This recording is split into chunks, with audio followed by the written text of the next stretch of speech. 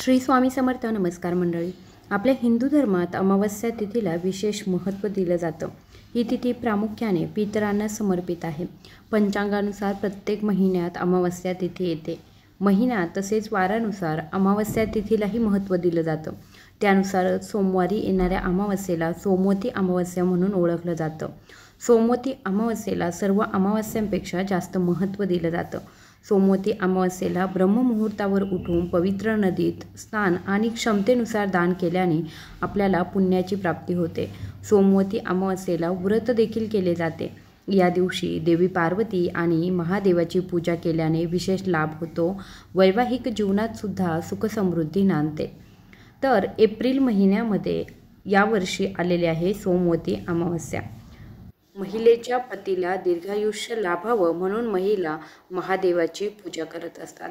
या दिवशी पीठ, तूप, तांदूळ आणि साखरेचं दान केल्याने वैवाहिक जीवनात आनंद निर्माण होतो. सोमवती अमावस्येला जी महिला व्रत करते तिला अखंड सौभाग्य, सुख, यश, समृद्धी आणि पितरांचा आशीर्वाद प्राप्त होतो. या दिवशी स्नान करूनच दान करावे. त्याचबरोबर शिवलिंगाला कच्चे दूध आणि गंगाजलाने अभिषेक करावा. असे केल्याने पितृदोष आणि कालसर्पदोषापासून सुद्धा मुक्ती मिळते आणि पितरांच्या आत्म्यांना सुद्धा शांती लाभते. पंचांगानुसार फाल्गुन अमावस्या ही 8 एप्रिल 2024 रोजी आहे. सोमवारी ही अमावस्या येत असल्याने या अमावस्येला सोमवती अमावस्या म्हटलं गेलं आहे. अमावस्येची सुरुवात ही 8 एप्रिल रोजी पहाटे 3:21 होईल, तर त्याच दिवशी रात्री 11:50 अमावस्या संपणार आहे. उदय तिथीनुसार अमावस्या ही 8 एप्रिल म्हणजे सोमवारच्याच दिवशी साजरी केली जाणार आहे.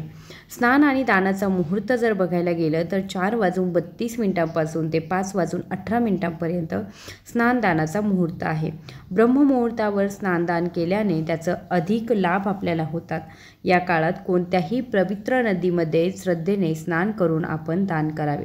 जर तुम्हाला स्नान पवित्र नदीमध्ये करणं शक्य नसेल तर अशा वेळी तुम्ही आपल्या घरामध्येच गंगाजल टाकून सुद्धा स्नान करू शकता. तर त्याचबरोबर सोमवती अमावस्या ही जी तिथी आहे या तिथीला आपल्याला काही गोष्टींचं सेवन करायचं नाही किंवा कुणी कितीही आग्रह केला तरी काही गोष्टी आपल्याला खायच्या नाहीत.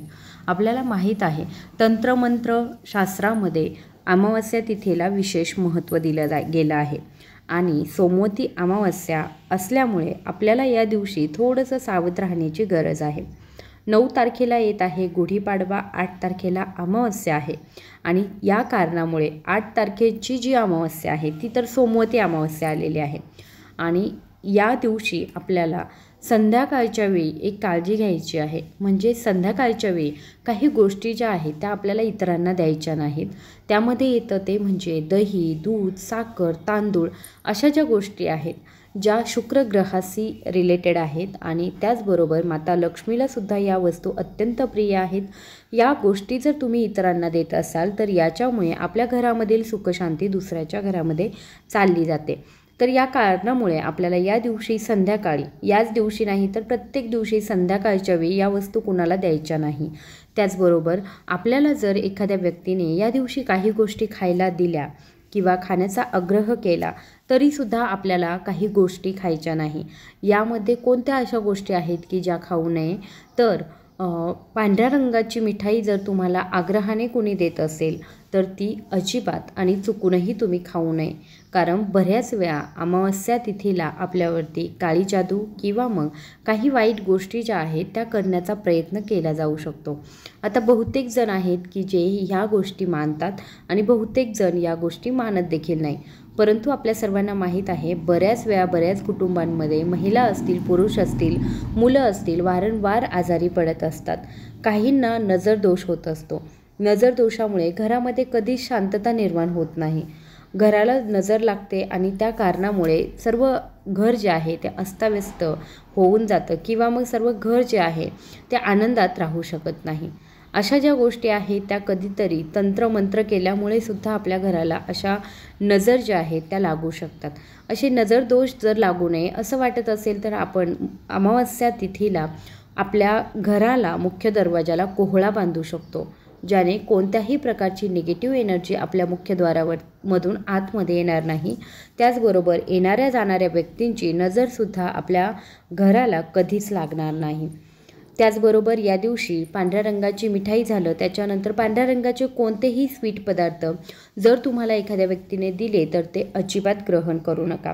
एखादा प्रसाद असेल किंवा एखादा देवावरून आलेला असेल आणि सांगत असेल की हा प्रसाद आहे, तरीसुद्धा आपण या गोष्टींपासून जपून राहिलं पाहिजे।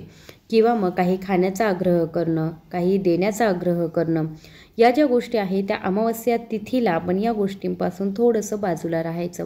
याच्यामध्ये येतं दही, पांढऱ्या रंगाची मिठाई किंवा पांढऱ्या रंगाचे कोणतेही पदार्थ असू शकतात, स्वीटमध्ये कोणतेही आयटम असू शकतात की जे आपण चुकूनही एखाद्याने दिले तरीसुद्धा या तिथीला खायचे नाहीत।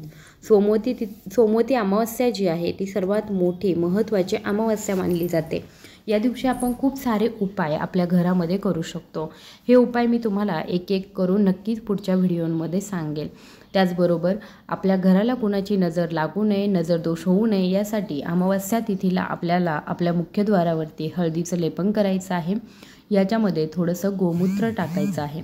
त्याचबरोबर आपल्या मुख्यद्वारावरती आपल्याला लिंबू जे असतं तर असे एक लिंबू कट करायचं आहे आणि ते लिंबू उलटं करून एका लिंबामध्ये हळद आणि एका लिंबामध्ये कुंकू अशा पद्धतीने आपल्याला थोडंसं तेलामध्ये 2 दिवे लावायचे आहे, त्याच्यामध्ये हळद आणि कुंकू टाकायचं आहे आणि अशी मुख्यद्वारावरती आपल्याला दिवे लावायचे आहे। त्याचबरोबर तुम्ही कापूर आपल्या मुख्यद्वारावरती जाळू शकता। लवंग, कापूर, लवंग या 2 गोष्टी ज्या आहेत त्या आपल्या मुख्यद्वारावरती आपण जाळू शकता। याच्यामुळे निगेटिव्ह एनर्जी आपल्या घरामध्ये कुठूनही प्रवेश करणार नाही। त्याचबरोबर अमावस्या तिथी ही माता लक्ष्मीला सुद्धा समर्पित असते, पितरांना समर्पित असते। माता लक्ष्मीला प्रसन्न करून घेण्यासाठी आपण या तिथीला माता लक्ष्मीची पूजा करायची आहे। माता लक्ष्मीसाठी खिरीचा नैवेद्य या दिवशी आवर्जून बनवा। माता लक्ष्मीला खिरीचा नैवेद्य आवर्जून दाखवायचा आहे। त्याचबरोबर पितरांसाठी आपल्याला दक्षिण दिशेकडे तोंड करून एक दिवा आपल्याला आपल्या घरामध्ये लावायचा आहे। जर तुम्हाला शक्य असेल तर जिथे पाण्याचं ठिकाण असेल तिथे सुद्धा तुम्ही आपल्या पितरांसाठी दिवा लावू शकता। असा दिवा लावल्याने आपले पित्र जे आहेत ते खुश होतात आणि आपल्याला जे काही पितृदोष लागलेले असतात ते नष्ट होतात। म्हणजे काय तर तुम्ही तलाव असेल, नदी असेल, विहीर असेल अशा ठिकाणी जाऊन या दिवशी दिवा लावू शकता। आणि जर तुम्हाला या कोणत्याच ठिकाणी जाऊन दिवा लावणे शक्य नसेल तर आपलं जिथे आपण पाणी साठवतो, घरामधला आपला हंडा असेल, माठ असेल किंवा आरोचं पाणी येत असेल तर अशा ठिकाणी सुद्धा तुम्ही आपल्या पितरांच्या नावाने एक दिवा नक्की लावा। याच्यामुळे आपले जे काही पितृदोष लागलेले असतात ते नष्ट होत असतात। आय होप दिलेली माहिती तुम्हाला आवडली असेल तर जास्तीत जास्त लोकांपर्यंत शेअर करा। माझा आवाज पहिल्यांदाच ऐकत असाल, चॅनलवर नवीन असाल तर चॅनलला सबस्क्राईब करा। धन्यवाद।